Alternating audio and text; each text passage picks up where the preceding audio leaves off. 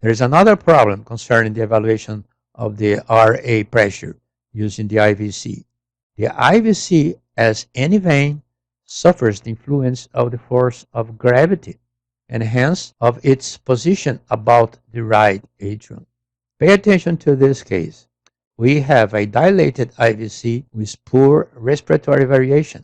The M mode measured a dilated IVC of 21 millimeters with an inspiratory of 14 millimeters, then less than 50%, indicating a pressure of 20 millimeters of mercury.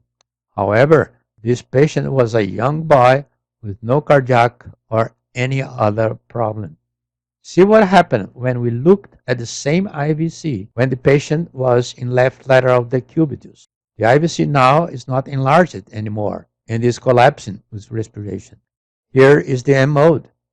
The IVC decreased from 21 millimeters to 6 millimeters with an inspiratory collapse to only 2 millimeters.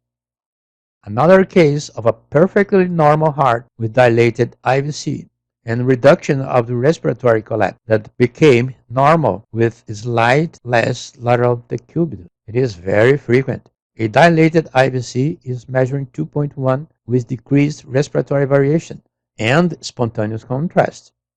Now, when in left lateral decubitus, the IVC is 14 millimeters with respiratory collapse. What causes this variation? It may not be the right atrial pressure, but the force of gravity. With the patient in the supine position, the right atrium is situated more superior or anterior to the IVC. The blood must go higher against gravity to reach the right atrium, and it engorges the IVC. With the patient in left lateral decubitus, the right atrium now is more inferior than the IVC, and the blood now is going with the help of gravity, and the IVC collapses.